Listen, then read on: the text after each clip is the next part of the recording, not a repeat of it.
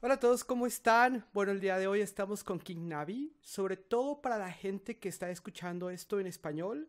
Van a existir subtítulos en el video para que puedan entender todo lo que se dice. Vamos a cambiar a inglés para el resto de esta entrevista. So, hello everyone, we are here with KingNABI the GREAT. Man, it was difficult to set up this interview. Thank you so much.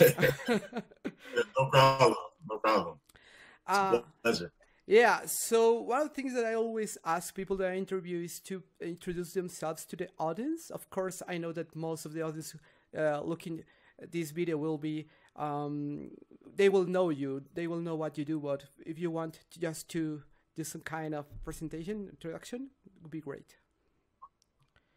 I am KingNABI the GREAT. I am a YouTuber who I deal in content that revolves around music, movies, and entertainment, with the focus on discovering Latin music as well as doing reviews of movies, which include Latin movies, but also trailer reviews for a wide range of movies as well. And talking about the Latin audience, I think that you have seen a huge improvement in the last months in that area, right? Yes, yeah, definitely. It's been a surprise. It's been a joy. It's been great. It's been a lot of fun. Yeah, and actually, there's a small story. How I got introduced to your videos is that I was looking at and browsing through Mexico's music, like the old music, and I saw this video from Jose. It was the name of the video. It was, I can't remember. Do you remember which one? Yeah, El Triste. Yeah, El Triste. It was El Triste. Yeah. The sad man, right? And what happened was that I was like hearing the song, and then I saw suggested your video, and I was like, hey, I want to check this out, and I was hooked, and I subscribed. So I think that happened to a lot of people here also in Mexico. So first of all, what would you say to your Latin America audience right now, the people looking at this video? Because I know that you try always to do this small kind of blogs, etc. But what would you say right now, looking back to all these months that they have been looking at your videos? Ooh. To Latin America audience, yeah. Yeah, first, muchas gracias por tu apoyo, por tu amor. Te aprecio mucho, mucho, mucho. It's thank you so much for the support and for the love. I appreciate it a lot. I'm just a guy who's, enjoying himself, having fun, discovering, new music and discovering more about the Latin culture, and to have such a great response and so much great feedback. I love you all and I appreciate you all. And I can't wait to meet a lot of you, in Latin America, specifically first Mexico, and hopefully eventually maybe I'll take a trip as well to Colombia and to some other places as well. But I just appreciate you, so much, and I thank you so much. Yeah, and one of the things that I really like about the YouTube platform and the analytics is that they tell us where the people is coming from looking through to our videos. Is Mexico the #1 country where people are tuning to your channel? Yeah, yes, Mexico is #1. Because I see a lot of people commenting you in Spanish in your videos, and you always reply to them, and there's like this comfy way in the sections for all the people, the Mexican people, that they say, hey, I like your videos, I like what you're doing. And I think that this relates a lot, that as Latin American people, we really like when people from other countries like our stuff, like our music, our food, everything. So I think that most of the things that are happening in your channel right now is that we enjoy seeing someone from other countries enjoying what we enjoy on a daily basis. Do you agree on that? Do you think that it's more of a, hey, this is very different for us, it's a curiosity? Where do you think like this this thing in your channel started like growing up? I think you're definitely right on point. I think that it's well, yeah, it's partially the curiosity, and then once they watch the video and they see my appreciation for it, and that also, you know, I feel like I'm not just listening to it, but I have a lot of respect for the culture, so I try and go in depth about, you know, what the music is about and what the songs are about, and to really appreciate them. I feel like they do appreciate that you know, that I'm giving that much effort to learn and to know the culture and the music. Yeah, and from a viewer point, reaction videos are something that has been really exploring the YouTube platform. But your take on this music is really different from what other people see. Do you see other channels that are doing something similar to yours? Do you have any kind of inspiration from other guys, other content creators, or do you think that this is merely something that you have been molding into your own stuff? Yeah, I mean, really, it's something that I've kind of just been molding into my own. Recently, I've seen that there are a couple other channels that also react to Mexican music or to Latin American music that I just recently discovered. some Russians doing that in Facebook. Yeah, I saw. Yeah, I saw that. Yeah, I saw them too, and I wasn't aware of them when I first started, and just became aware of them recently. However, yeah, it was just. It just came from just pure inspiration and pure motivation from the response of the commenters and the subscribers. So.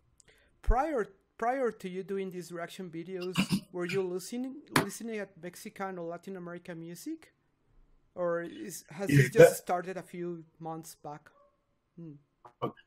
Yeah, I was actually listening to Latin American music in general.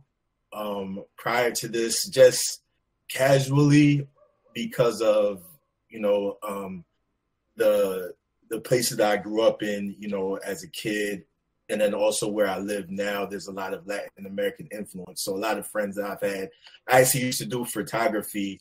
I used to do photography, well, for a bachata class, which is Dominican. But then also in DC, I would do photography in the Latin American clubs, and they played everything from cumbia to salsa, merengue, a little bit of mariachi and stuff like that. So I was already around it, you know, and that was years ago. So I didn't realize that it would come back full circle like this. But, but at the time, you know. You made a great comeback to that.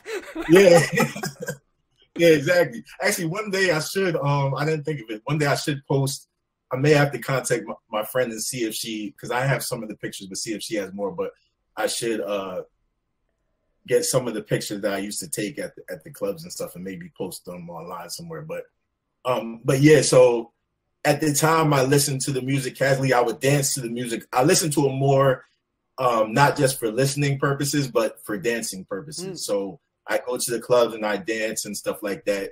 You know, I take pictures for a little bit of time, then I would dance for some time too. So it was more of a party thing for me.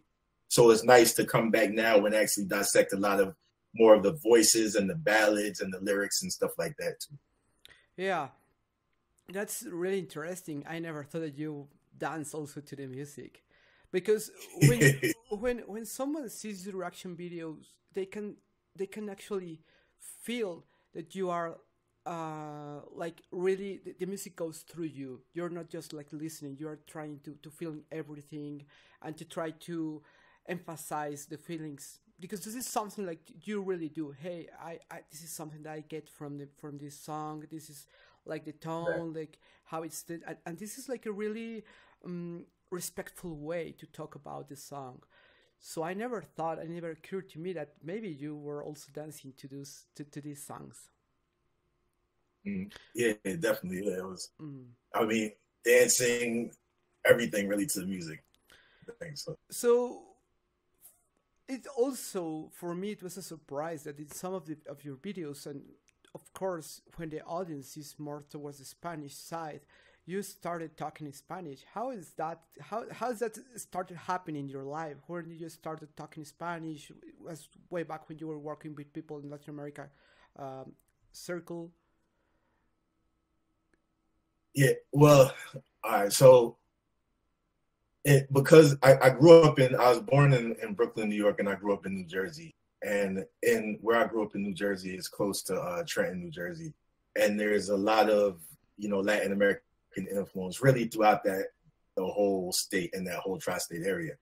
So, and even growing up, I used to watch my older brother and I used to watch Univision a lot, the channel from Mexico and stuff like that. We used to watch that a lot, Univision, Telemundo. So my friends and stuff like that. So I learned Spanish, from junior high school and high school. I took Spanish classes. However, they give you a general knowledge. So I kind of knew, how to say hi, how are you, stuff like that.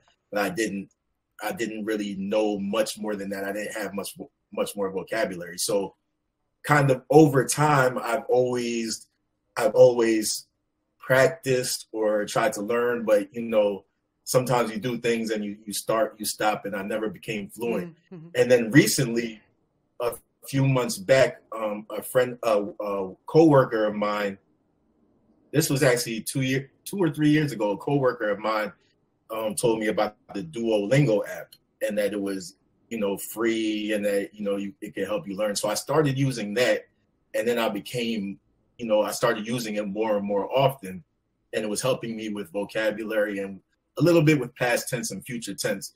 So I was able to kind of learn how to read and write. Wow. At least decently through that and, through my prior knowledge. And then I said to myself, okay, I can use the videos. I have some friends and I told them, I asked them to help me to speak to me only in Spanish, so they help me every once in a while, but then, and some of my coworkers too. But then also, I was like, okay, I can practice my speech a lot, through the videos and try and practice, my accent. It's hard for me to roll R's sometimes, so I try and practice that and stuff like that. So the videos have just been great as far as just helping me personally learn, the language, which I've always wanted to learn fluently. And you also told me that sometimes when you are on YouTube looking through Spanish stuff, that what you will do is slow down the video, right? Yeah, exactly. Because, I'm sorry to cut you off, but because, the Spanish language is spoken generally much, much faster than the English language. So a lot of times if I'm watching it in regular speed, I'll catch some words and, and I'm trying to form the exact translation. And, it doesn't translate exact to English in the, same order of words. Yeah. So while I'm translating in my mind, I may be missing what they're saying next. So I realized on YouTube, you can slow it down a little bit. So what I do is I slow it down to maybe 3/4 speed or half speed. And that helped a lot to help me follow along. And then also watching movies, I realized with the subtitles in Spanish helped me a lot because I can read the subtitles as I'm watching. So it's easier for me to understand. Yeah, it's the same thing that we here in Mexico, we do for I don't know, for series, for Netflix, for movies. We will try to embrace the language as a full thing, and this also helped me. For example, a long time ago, is trying and starting to grasp more about Japanese language, because I used to do English in my school from way when I was really young, and now it's part of my daily work, right? But as you grow, you sometimes people learning about new languages. So I'm amazed that you actually got this far using an app. It's never occurred to me right now, because I used to be more of the old school way, like getting classes and doing the media stuff, etc. But never about an app. And I'm curious about this app, to be honest. Yeah, I mean, really, Duolingo, it's a great app.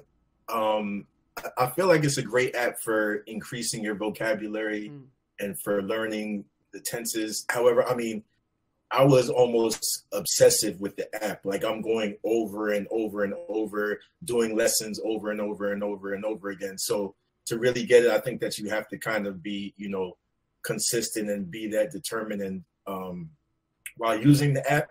However, as far as, and it helps you hear it as well too, because they speak to you in the app too. But as far as speaking the language and really understanding conversationally, yeah, I think there's nothing better than actually speaking and actually hearing someone speak to you. And the podcasts, the podcasts right now help a lot. If then in the future you are able to download some podcasts that are from your interest, it will help you a lot also, like getting your mind on that. Yeah. And this is something the Spanish has been in the last months really present in your in your life, right? As we can tell. I actually went to your channel and saw some and checked some statistics. So right now we're talking about you have around 32,000 subscribers. And if we check the numbers, last December, you had less than 1,000. What's the secret? What happened? How you manage that? It's impressive. It's impressive. Let me congratulate you. It's impressive, man. Thank you. It's, you know, I don't know exactly. I feel like it's the combination of things. It's the consistency, because I was uploading almost a video a day. So I think that the consistency, not that you have to upload videos daily, but uploading a video at least once in a while or multiple times a week, I think helps, if possible, depending on your content, of course. With what I'm doing, I think that it's partially the content, listening to the music, maybe it appealed to people. I know that there was one thing, if you could give me 1 second, actually, because I want to get his name correct. But there was one, because I was doing if you don't mind, I'll give you a quick history. Oh, it's okay. Go on. My YouTube. Okay, so I started out YouTube. I opened my channel in April. I think it was April, May of last year is when I created the channel. And I started it out because I'm an aspiring filmmaker. So I wanted to, and I wanted to just do something different, to try and create a platform to where I can just talk about movies, sort of, And so I started doing that, but I'd only do it once in a while. I saw your videos talking about movies, and it was the guru gangster. Yeah, the gangster movie. Yeah, I got it. Yeah, because yeah, exactly. Thanks for watching. Because what I was aiming for is I'm like, okay, I want to talk about movies, but there was a movie YouTube channel where they spoke about action movies, and it was Action Movie Anatomy. So I was like, okay, I'm going to pick just a specific genre of movies and talk about that. I was going to do sci-fi movies, but for some reason, instead, I chose gangster movies because I like those too as well. So that's when I started the gangster movie guru thing. So I was doing that for a little while, but then I felt like it was something that, I had to do a lot of research to make sure, because I was doing top 5 and stuff like that. So I had to rewatch a lot of movies and it was time consuming. So I wanted to do something to where I could do YouTube videos more consistently. It's important also for so I started. Yeah, exactly. So I started doing so I said, okay, I'll do reactions to movie trailers. So I started doing that. And then the Coco video happened. I did a reaction to the Coco trailer, and I got a big response from that. And I was reading, because at the time and I still do sort of, but I was reading through every comment and responding to every comment. You were able to, because of course it's something that you like to, but it's impossible right now for you, right? Yeah, exactly. Yeah, like if I know you understand.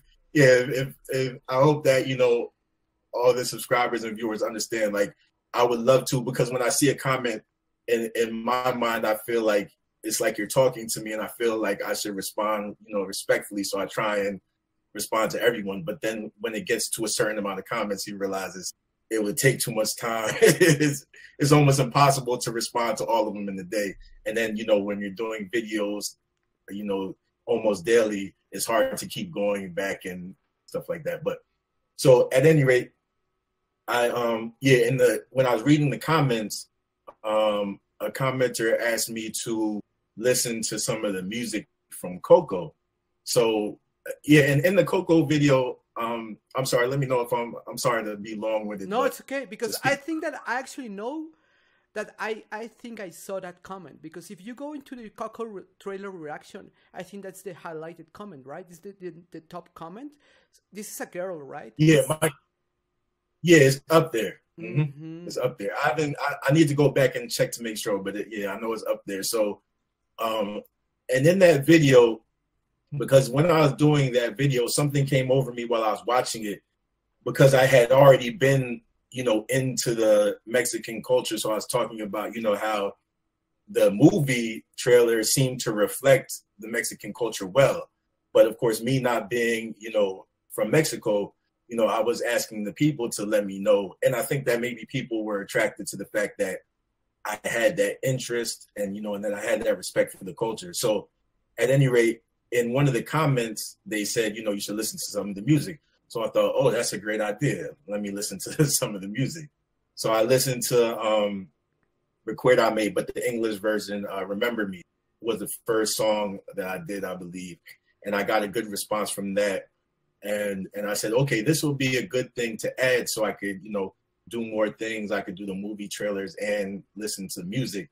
And then it kind of spiraled into, you know, I was saying, okay, this is great because I'm discovering more Latin American artists to listen to in my personal time. So how about I share this with people and take their suggestions as well to listen to more music. Mm-hmm. So I ended up doing the Jose video was the video that took it, you know, I don't know what it was about that video. I think because, you know, I said some things that were really from the heart about music and about how it's the universal language. I don't know if that appealed to people. Also the popularity probably of Jose and the song as well. And he's a legend who has an interesting story because he ended up losing, you know, he had so much potential to be one of the greatest, but he ended up losing his voice because of, you know, it's some things in his personal life. About Jose. Yes, yeah, exactly.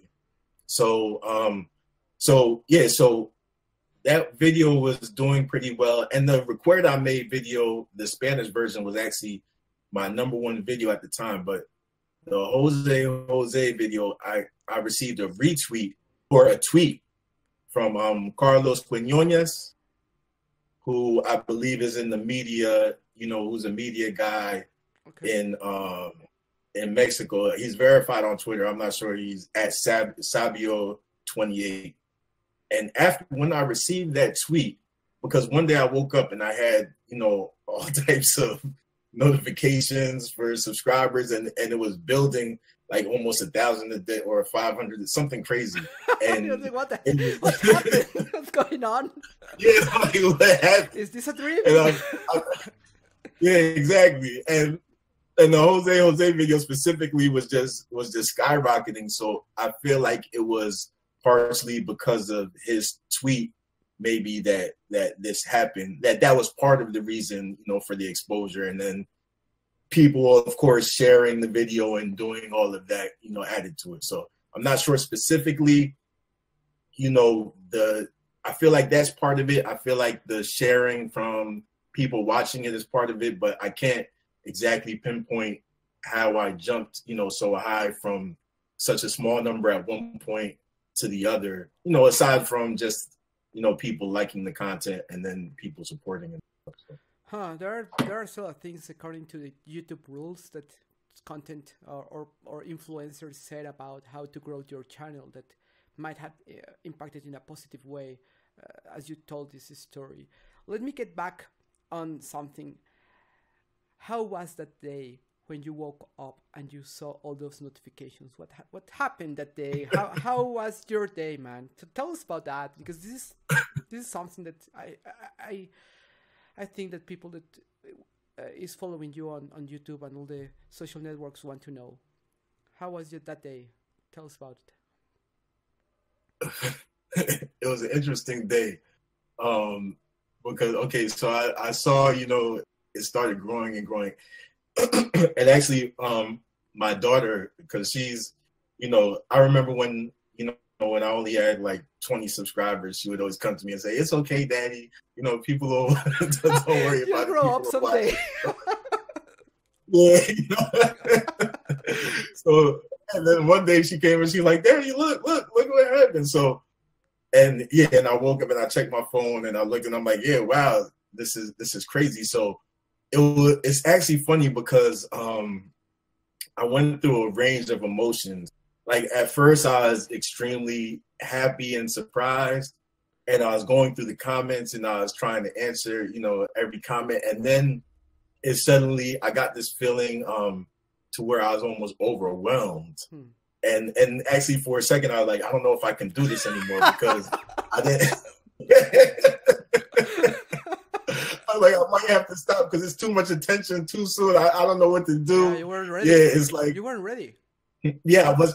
Yeah, exactly. I wasn't ready for, because, you know, I'm just having fun. I'm not expecting this to happen, you know, this fast at one moment. So almost in a way overnight. So yeah, I wasn't ready for a second, and I sat down and I thought, and I was like, I don't know if I can. Yeah.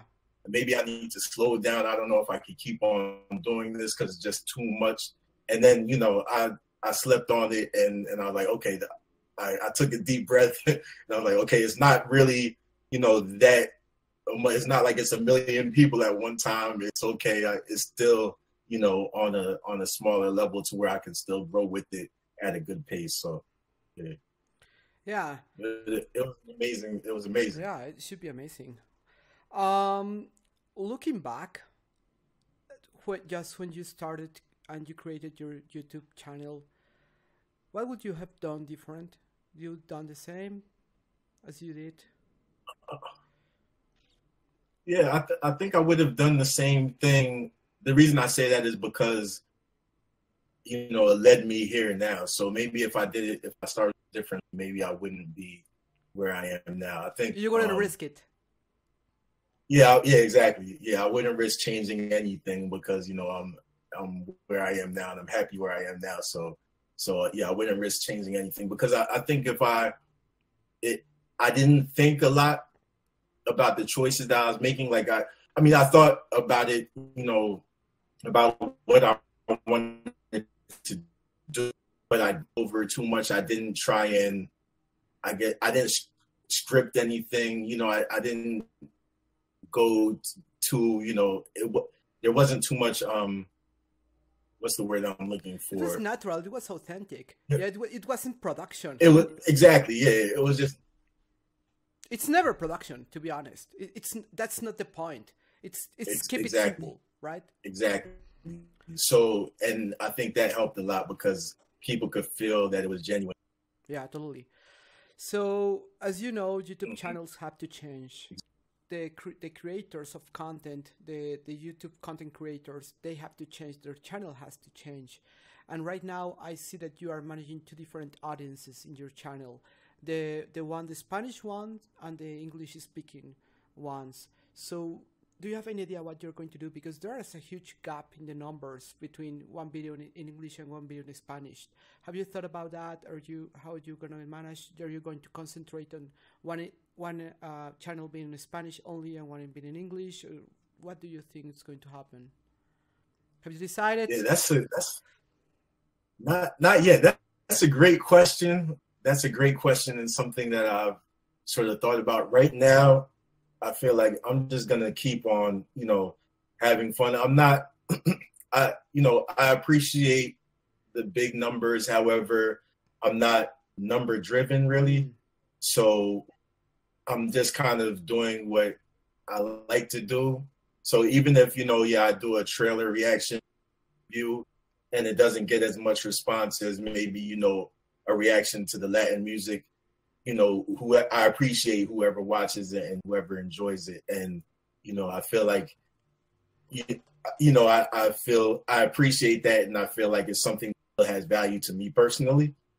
With the trailer reactions, one thing that I did is I did kind of scale it back. And I'm kind of thinking, even with the movie thing, of different ways to do it so that, because I don't want to react to every single trailer that comes out like I did before, more so just react to trailers that I personally really want to watch on my personal time, and talk about movies that I really want to watch on my personal time instead of maybe just what's popular or whatever. So I'm not sure. Maybe at some point it may be necessary to separate the channels, but you know, as long as, you know, people, even if it's just a few hundred people that watch, the numbers aren't that big a deal to me. You know what I mean? So I'll just keep on going for now. But maybe you can be more inclusive, and what you can do is, for this video that are more an English side, maybe you can create subtitles in Spanish. Maybe you can ask someone to do subtitles in Spanish, so enable that content for your Spanish viewers. Maybe that's a way to go. I don't know. It's just a suggestion.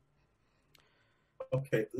Matter of fact, that brings up a point that I ask you about, because what I do with the English speaking ones is that I go into the YouTube subtitles and I create the English subtitles and I translate them.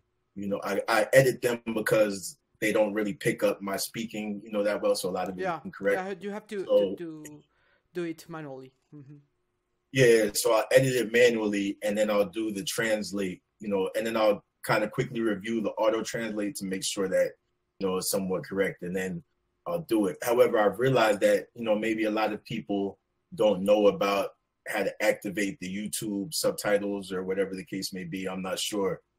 So I'm thinking, do you think it'll be better for me to just actually add the subtitles myself on the bottom of the video, in the actual video that I upload, instead of using the YouTube subtitles that you can this is the same thing that is going to happen in this video, right? And what we agreed is just to take 3 or 5 seconds to let the people know that subtitles will be available through the YouTube app. So I think that's or web app. I think that's the way to go, because doing that in post-production takes a lot of time. So it does. Yeah, it does. Yeah, because I tried to do it, I think, for one video.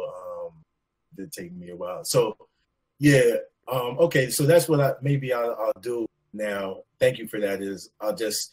I'll announce that at the beginning of the video that the subtitles are available and will be added, you know, via the YouTube and you app, can enable external contributions to your channel for the translation. Maybe someone can do the translation for you in a basis, and then you sort it out what's going to happen. Yeah. Okay. Yeah, that'll be great. Yeah, do you have right now any Latin America content creator that you follow, based whatever, someone you want to highlight, for example, that you like their reaction to something, or do you like just like slowing down the video for some creator, like, you know, in Spanish? Ooh, there's a few creators. Let me get there, make sure that I have their name right. Yeah.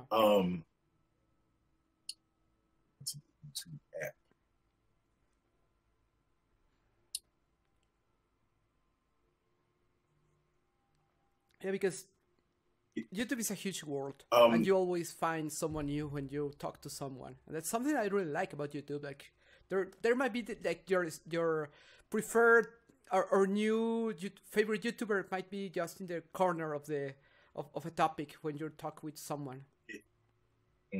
Indeed. There's a few that I watch to learn Spanish. There's a few like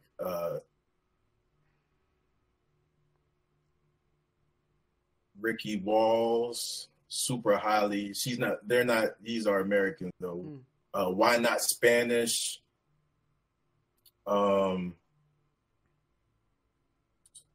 There's another, Conchis MX, I guess from Mexico.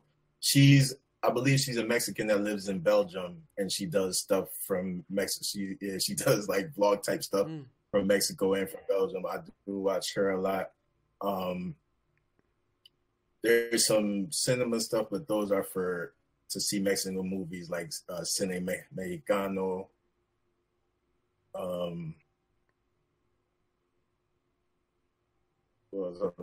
Estilocracia. Estilocracia is a big one that I watch a lot. They do more so and that's actually a good one for where I slow it down to learn the Mexican. And they do stuff that's more geared towards men, like things on how to be a gentleman or. I think I know that one. Yeah, I've seen that one. Yeah. Yeah, so they're actually a great channel. Yeah, because also Mexican manners are very different from what you are used to as American. Yeah, true. Yeah, true. I've realized that it's a total different culture. Like even some of the videos that they have on even speaking to women and dressing and everything is there's different philosophies than what we have here in America. But one thing that I've realized though, not to go off topic, but a lot of things I've realized as far as the culture of Mexico is similar. Maybe not with the style and some of the manner things, but with just like the general culture dealing with family and stuff like that is similar to a lot of the African culture as far as the values and the morals that are in place. I realized, are similar. So there's a lot that I kind of relate to, I guess. And even some of the Mexican things in Mexican culture are similar as well to the Black American, because there's American culture and then there's a subculture of Black American culture. And I think it's similar because I realized, like, for instance, I watched there's a channel of Americans who are living in Mexico, Kinetic Kenons. I'm not sure if you know that. No. But yeah, and they do some videos in Spanish, but they live in Mexico City and they show different places to go and stuff like that.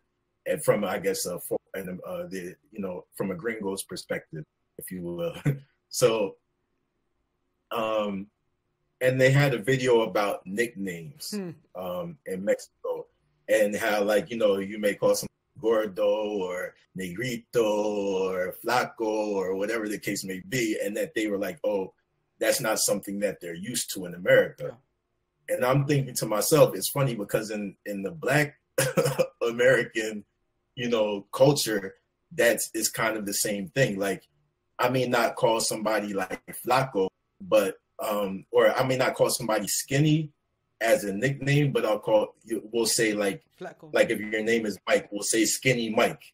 Oh yeah, that's skinny Mike, that's white Mike, that's black Mike. That's So it's like the similar type of thing with the culture and some of the words, to where certain things that we say that may seem offensive, to the general public, we use as terms of endearment, with each other. And I think that's there are some other rules, for example, varying from country to country, because when I visit Colombia, I do not know how to refer to the more dark-toned people, right? Because here in Mexico, we are not that used to people with a dark tone in the skin. So here in Mexico, we will say something like negrito, like you said, but that in Colombia, that's a big no. You don't say that. So you don't say it with a little meaning. You say it like just the word. And this is something that here in Mexico we don't do, right? So yeah, I got also like some kind of model languages, like, hey, don't say that. That's not correct. It's like, I'm sorry. They say, hey, I know you're from Mexico. We know that you talk different, but there are a lot of differences in the countries here, and yeah, you have to keep that in mind. I think that's something that here in the Latin America culture, we know that people come from another country, so they might not know, and they want to learn the language, and we relax about that. I think that maybe Americans are more like, hey, don't do that because you're a foreigner. But I think Mexican people, Latin American people are more relaxed toward those things that might happen. I want to ask you about, you are looking forward to come to Mexico again, but you told me that you visited Mexico before. Can you tell me more about the last time you came to Mexico? Now, what's the difference when you are now going to visit or you're planning to visit? I think this year, is that correct? If possible, right? This year if possible. Planning on it. So the first time I went was in 2016.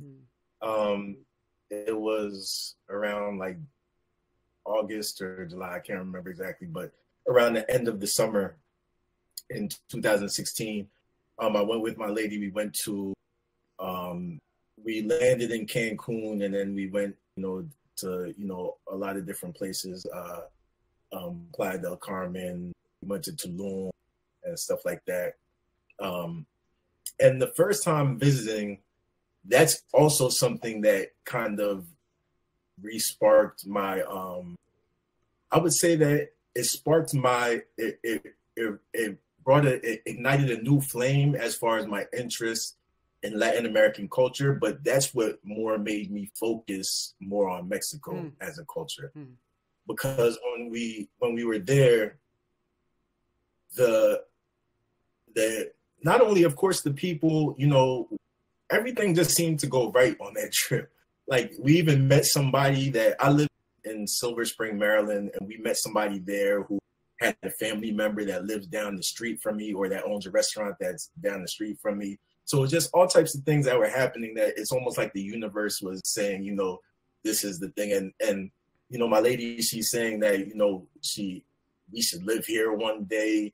So we just had such an enjoyable time. The people were so great, were so great to me. I do understand, of course, that we're tourists and we were in a tourist area. So of course, of course, people are going to be a little bit nicer to you. But even like when we went to Xcaret, I'm not sure exactly how to pronounce it. Xcaret.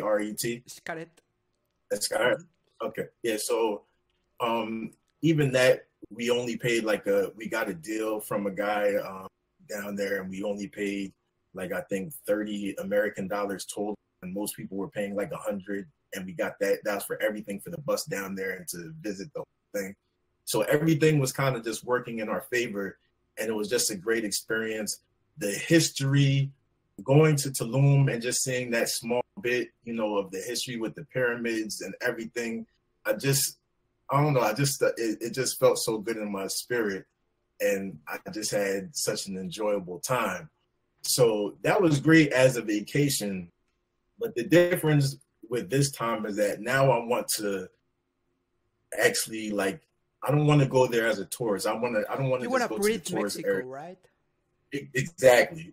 I want to breathe Mexico. I want to really feel it, really touch all of the people, really go to, different towns, villages, pueblas, go to different cities, and really, really feel the culture and really experience. I think I heard that you wanted to go to Mexico City, Guadalajara. What else? What else you wanted to visit in this? Veracruz, Oaxaca, Veracruz. I also want to Guanajuato. With the mummies. There are mummies. Mummies? Yeah. It's scary stuff. Yeah. So also Michoacan. Yeah, you're really looking forward to breathe Mexico from all the places that you told me. Of course, there's a lot of things in all the states, but you will not get bored visiting those places, because also the food is very different in each state here in Mexico. Are you fond of Mexican food, but the real Mexican food, not the American version of? I'm sorry, but it's just really something everybody knows, right? Yeah, it's something that because I've been to all right, so yeah, of course the American Mexican food is whatever. Even Chipotle is the most, but even that's not really. So there's a restaurant that's about 5 minutes from me, actually, where I used to go and do photos at for the dance classes. Is actually a Mexican restaurant called Chapala's, and I've eaten there. I've eaten at some other Mexican restaurants, but still I've heard that even those restaurants it's not the same as actually eating the actual food in Mexico, especially me being so far removed, so far, I'm not even, let's say, in a border area where maybe there's a little bit more of Mexicans that maybe travel across the border and are making the so and had it's just a different feel. It's the same thing with in Washington, D.C., there's a lot of West African restaurants. And the food is great. You know, the food is good, being that, you know, you're not in West Africa, but there's nothing like actually being in West Africa, or there's nothing like my mother making the food, or being actually in West Africa and actually eating food that's prepared there in a traditional way and with ingredients that are from the country, the actual country and stuff like that. So that's one thing that I do. I do love Mexican food, to answer your question. And that's something that I definitely am looking forward to, eating a lot of the. I want to try I've heard a lot about the Oaxaca, the cheese from Oaxaca. I want to try that as well and stuff like that. So yeah, I'm excited. Yeah, talking about your viewers, because I'm one of your viewers also, we like seeing you enjoy the stuff. So maybe if you go to a Mexican market over there and start trying stuff, they will like that kind of content. But this is just something that run an idea, right? Because I do food stuff also in my channel from every now and then, because I like cooking a lot. But maybe they will be like, they will also enjoy you doing that. So you could run a pilot for that and see if that content clicks on your current people that see your channel. And that may be also very good for you, like preparing to taste the real Mexican food in the streets, because that's the only way to really gather the Mexican flavors is to get from the streets. So I'm going to recommend you. There's this YouTube channel, and I'm going to write it after we do the interview, but it's La Ruta de la Garnacha. Have you heard about this one? No, I don't think I have. There's even a book right now. The idea is that this guy goes into sometimes different states of Mexico, but he lives in Mexico City. So he will go and taste the food based on the recommendation of the locals of the area of the vicinity, and they say, hey, you have to taste the quesadillas at that place, or the tacos, because they do the tacos in a very different way. So those videos are full of Mexican slang and Mexico City slang, and he actually tastes the flavor, and he tells you about the sauce, and he visits in different states, different places. So I think you might enjoy that. That's okay, definitely. Yeah. I love and actually, I think that he launched a book. I know about the book. I just from now and then I see the videos, and you might start writing, I want to taste this, I want to taste this. So yeah, I think that you'll enjoy that channel. All right. So last question, because we're almost on the time. But in the future, what would you like your channel be as for the Spanish viewers? Have you thought like doing the same reactions? You want to create any kind of videos? Because as I know that you're more into video creating, production. I don't know to what extent, but now that Mexicans and Latin America people are looking forward to your content, do you think it's going to influence if you create something unique, like a short movie or short anything? Do you think it's going to be influenced that by the Mexican or Latin America culture? Yeah, what I want to do in the future, hopefully it'll evolve to that, is I do want to, create the short films. I feel that people will appreciate, the artistry if it's from a certain point of view. I feel like I have a point of view that may be similar, at least maybe on the spiritual level or in some symbolic level, to a lot of what I've seen from a lot of Mexican filmmakers that have influenced me, and that I'm a fan of, like Alejandro, Inarritu, Guillermo del Toro. I feel like, I have a point of view that is somewhat in their vein, or that my point of view has been influenced by them, even my visual eye, by watching a lot of their films. So I think that they'll appreciate that. I also one thing that I want to do when I'm in Mexico, so produce a documentary, maybe more than one. I want to also visit yearly, not only Mexico, but yearly visit different Latin American cultures, So I feel like vlogging during my visits, and as I'm able to visit more often, that'll also be content that they'll be interested in. I'll still do the music as well, as far as reacting to the music. At some point in time, you know, it may get to a point where, you know, it's where either to the people or to myself, it's just, you know, it may get boring, or you may not want to do it anymore. I think I want to kind of go into maybe actually interviewing these musicians and speaking to them personally, like how we're having this interview now, and kind of asking them questions and speaking to them from the point of view of a Black American, you know, discovering Latin culture. Yeah, and I may see their music maybe differently than maybe someone else will. So that's something that I actually really want to do now. I'm trying to get in touch with, with some musicians. I'm a small time right now, so I'm not sure. But at some point, hopefully, you know, maybe their management or whatever will consider having me, you know, interview their artist or their singer and take it from there. And I also want to delve into other things, like maybe speaking about, you know, works of art, you know, different artists, Frida Kahlo, different people who are influential within Latin America. Excuse me, and giving my point of view on just how I feel about their, you know, works of arts or their writings or stuff. Mm-hmm. So no, it's okay. And as Chavela Vargas said, Mexican people are born wherever they want, right?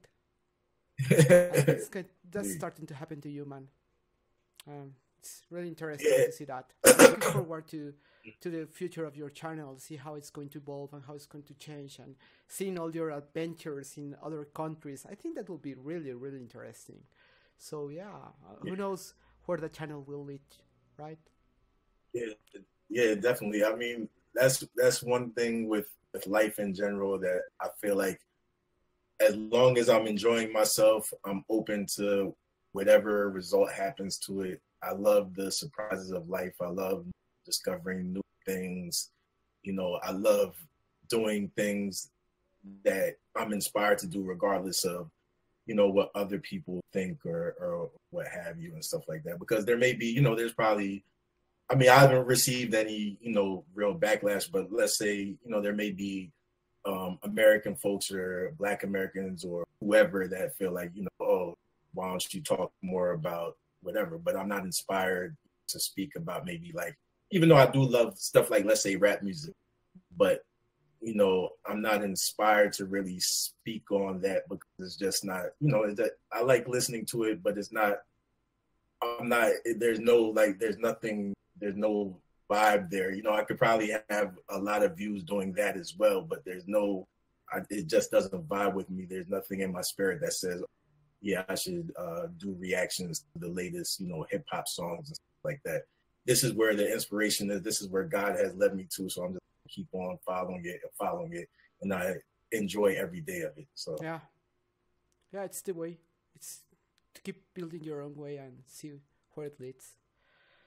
Yeah. So, man, thank you so much for this interview. You know, if you wanna say goodbye to your viewers in Spanish or in English, whatever your style might be right now.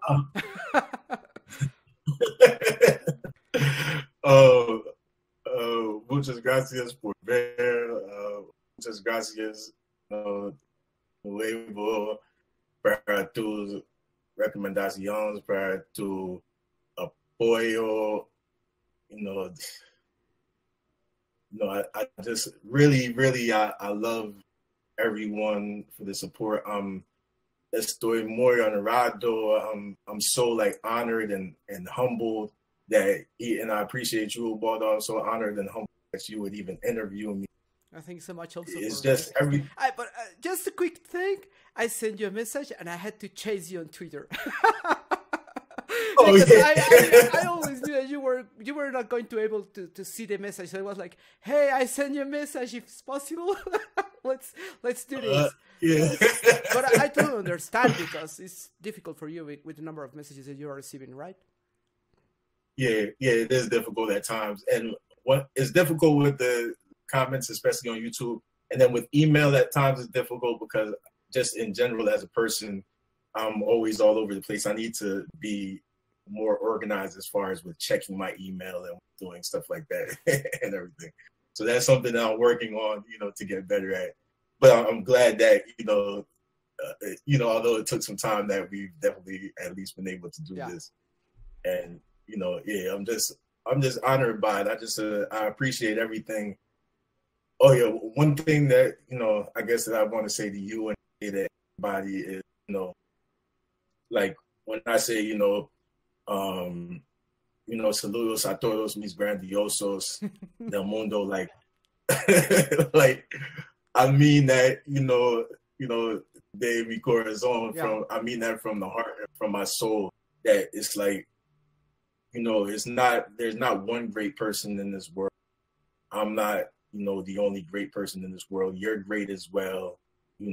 Everyone who is watching is great as well. Everyone, be great in life, and life will be great to you. Everyone has the potential to be great. You don't have to be in front of a camera on YouTube. You can, whatever you want to do in life, whatever moves you, whatever you're inspired to do, be great at it.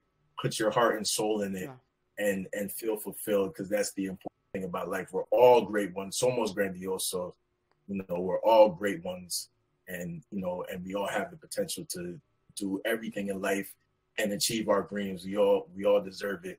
There's something, I don't want to say, and tell me if I'm saying it incorrectly, but I saw like a meme on Instagram that said, mereces tus sueños, like you deserve what you, or mereces que tus sueños, you deserve what you dream.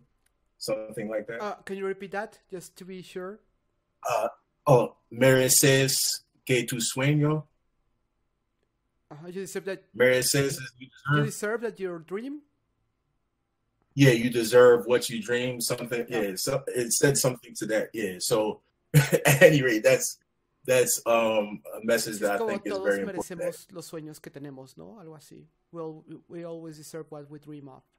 We all deserve what we dream of. Yeah. Exactly. Okay. Exactly. So, and that goes for everyone in life. So I truly believe that. And, I just want to send that message to everybody out there, that there's no, I'm not, just because I'm in front of the camera, just because the window is in front of the camera, we're not any better than you are. Or any superstar that you see out there, they're not any greater than you are, regardless of what you're doing in life. As long as you're doing it from the heart and you love it, we're all equals. We're all just as great as each other, and we should treat each other as, that kind of humility and that kind of. Yeah, it's a great advice, man. It's very point on, really, and we need to remember that every day now, the way the world is right now. Yes, yes, definitely. So, KingNABI the GREAT, muchas gracias por esta entrevista.